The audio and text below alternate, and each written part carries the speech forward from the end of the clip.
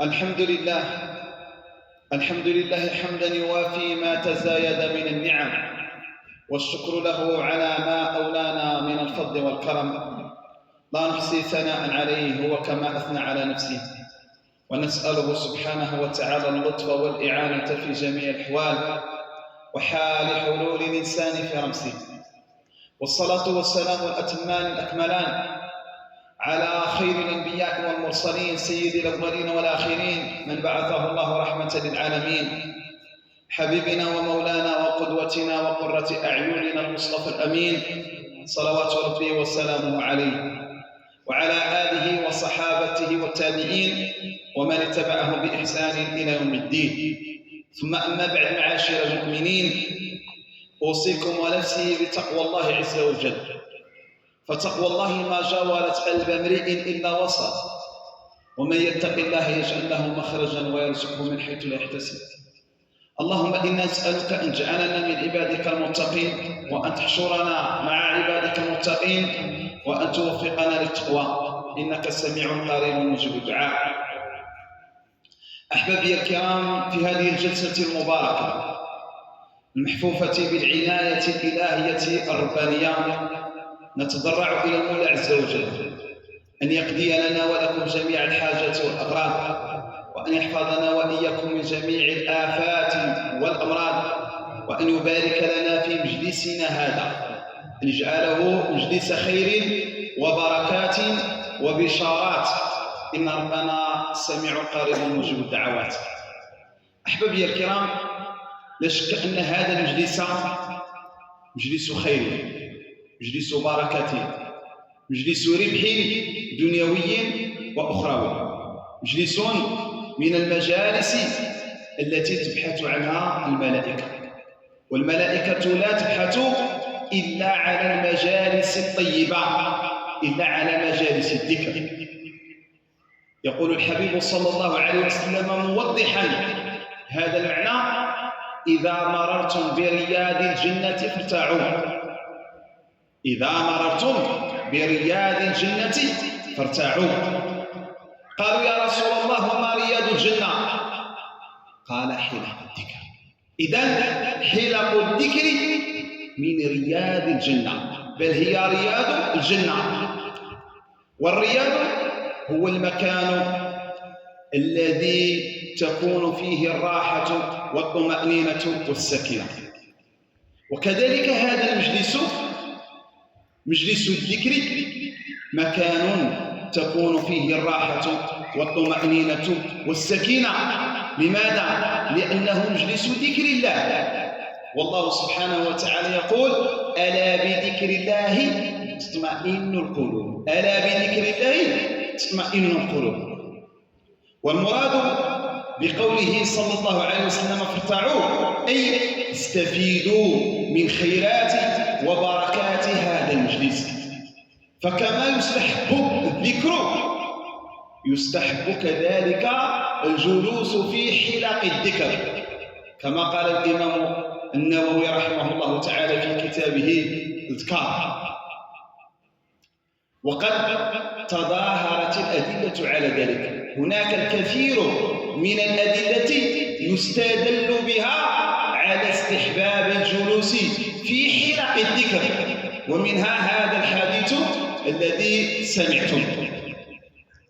وكل من جلس في هذا المجلس المبارك لا شك أنه سيستفيد من بركاته وخيراته ونفحاته، لا شك أنه سيستفيد من بشارات ومكافآت هذا المجلس المبارك. وقد بين الحبيب صلى الله عليه وسلم بركات هذا المجلس المبارك، وبين مكافآت الجالس في هذا المجلس المبارك، مجلس الذكر، فقال صلى الله عليه وسلم: لا يقعد قوم يذكرون الله إلا حفتهم الملائكة وغشيتهم الرحمة ونزلت عليهم السكينة وذكرهم الله في من عنده. وهذا المجلس مجلس ذكر. وقبل أن نجتمع على الصلاة على الحبيب صلى الله عليه وسلم وعلى الذكر، كنا قد قرأنا الحزب جماعة، اجتمعنا على ماذا؟ على تلاوة القرآن. والحبيب صلى الله عليه وسلم يقول في فضل الاجتماع على تلاوة القرآن الكريم ودراسته ومدارسته: وما اجتمع قوم في بيت من بيوت الله يتلون كتاب الله ويتدارسونه فيما بينهم إلا نزلت عليهم السكينة وغشيتهم الرحمة وحفتهم الملائكة وذكرهم الله في من عنده. فنحن نذكر الله سبحانه وتعالى في الأرض، وربنا عز وجل يذكرنا في السماء. نحن نذكر الله مع هذه الوجوه الطيبة، والله سبحانه وتعالى يذكرنا مع الملائكة.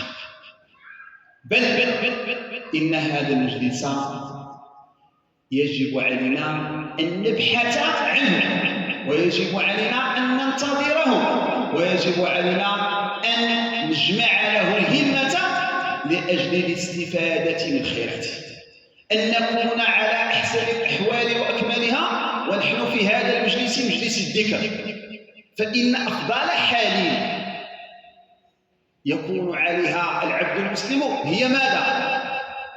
هي أن يكون على ذكر الله عز وجل. أفضل حال هو حال الذكر، حال ذكر رب العالمين، وحال قراءة الأدعية المأثورة والأذكار المأثورة عن سيد رب العالمين. إذن أفضل حال تكون عليها هي تلك الحال التي تكون عليها وأنت تذكر الله سبحانه وتعالى. وحينما نتحدث عن الذكر فلا بد من الإشارة إلى أمر مهم جدا في غاية الأهمية، هو ماذا؟ هو أن يجتمع القلب واللسان عند ذكر الله عز وجل. أن تذكر الله بقلبك ولسانك، أن تذكر الله بقلبك ولسانك. فالذكر باللسان فيه الخير وفيه الأجر وفيه الثواب، ولكن لا بد أن يجتمع مع القلب. حتى إن العلماء قالوا إذا كان ولا بد أن يكون أمر واحد فإن الأفضل أن يكون الذكر بالقلب، ولكن الأفضل من ذلك أن يجتمع ذكر اللسان وذكر القلب، أن يجتمع ذكر اللسان وذكر القلب، يعني أن تذكر الله بقلبك وأن تذكر الله بلسانك. إلا أن البعض قد يتهربون من الذكر باللسان والقلب مخافة الرياء، يقول أنا لا أذكر الله أمام الناس. لماذا؟ لأنني أخشى من الرياء. تعلمون بأن هذا الأمر مذموم، أن هذا الأمر مرفوض. إذا وضعنا هذا الأمر في ميزان الشرع فإنه مرفوض شرعا. يقول الفضيل بن عياض رحمه الله تعالى: ترك العمل لأجل الناس رياء. أن تترك العمل لأجل الناس، لأجل أنك تخاف من أن يقول الناس عنك إنك ترائي بعملك، هذا في حد ذاته رياء. إذن أن تذكر الله سبحانه وتعالى بقلبك ولسانك في بيتك وفي أي مكان من الأمكنة أمام الناس، وفي حال وجودك في بيتك، في حال كونك خاليا. لماذا؟ لأن هذا يستلزم ذكر الله كثيرا، لأننا نخالط الناس. وإذا نحن تركنا الذكر مع كوننا نخالط الناس فإننا نقلل من الذكر. والله سبحانه وتعالى رغبنا في ماذا؟ في كثرة الذكر. فقال الله سبحانه وتعالى: والذاكرين الله كثيرا والذاكرات أعد الله لهم مغفرة وأجرا عظيما. إذن الأجر العظيم أعده الله لمن؟ للمكثرين من الذكر والمكثرات من الذكر.